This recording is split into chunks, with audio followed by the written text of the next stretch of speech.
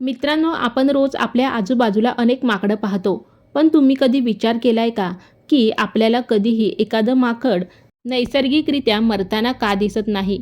किंवा त्याचं मृत शरीर सहज का सापडत नाही? एवढी माकडं अचानक कुठे गायब होतात? यामागे निसर्गाचा कोणता नियम आहे, की एखादं गूढ रहस्य? त्याला जाणून घेऊया. धार्मिक मान्यतेनुसार माकडांना भगवान हनुमानाचे रूप मानले जाते. रामायणात उल्लेख आहे, की जेव्हा प्रभू श्रीरामांनी रावणाचा वध केला, तेव्हा वानर सेनेने त्यांना मोठी मदत केली होती. युद्ध संपल्यानंतर वानर सेनेने प्रभू श्रीरामांकडे एक अनोखे वरदान मागितले. त्यांनी सांगितले, की प्रभू, आमचा मृत्यू या जगातील कोणत्याही मानवाला उघड्या डोळ्यांनी न दिसो. असे मानले जाते, की या वरदानामुळेच आजपर्यंत माकडाचा मृत्यू एक रहस्य बनून राहिला आहे.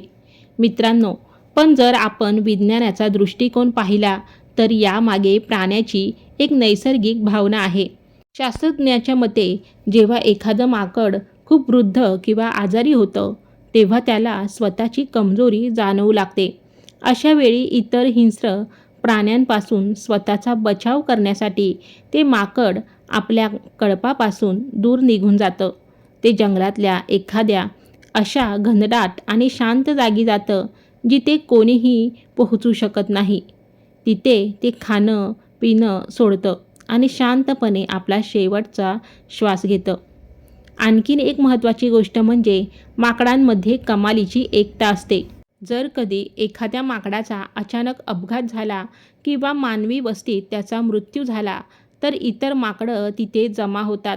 ती माकडं त्या मृत शरीराला माणसाच्या नजरेपासून दूर जंगलात किंवा सुरक्षित ठिकाणी घेऊन जातात. याच कारणामुळे आपल्याला मृत माकड कधीच रस्त्यावर किंवा उघड्यावर पडलेली दिसत नाहीत. तर मित्रांनो, माकड मरताना न दिसण्यामागे ही धार्मिक श्रद्धा आणि विज्ञानाचा सुंदर मेळ आहे. निसर्गाचा हा नियम तुम्हाला कसा वाटला, हे कमेंट करून नक्की सांगा. व्हिडिओ आवडला असेल तर लाईक करा आणि अशाच नवनवीन माहितीसाठी आपली नाती चॅनलला नक्की सबस्क्राईब करा. धन्यवाद.